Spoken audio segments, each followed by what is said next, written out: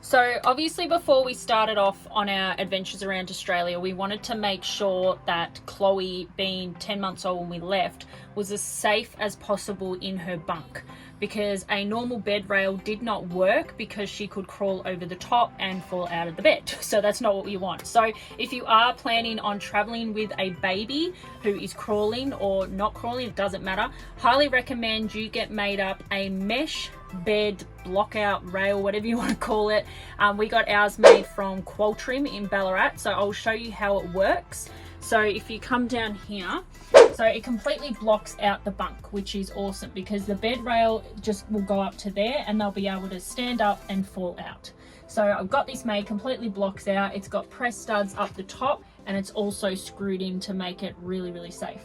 So it's got the zips, so I can just get to her like this with no issues, and then obviously I just zip her in, easy. So that's pretty much it, and Riley can still get up to his bed with no issues at all. So I hope that helps for any mums or dads who are planning to do their lap of Australia and they have bunks and they don't know what railing to use for babies.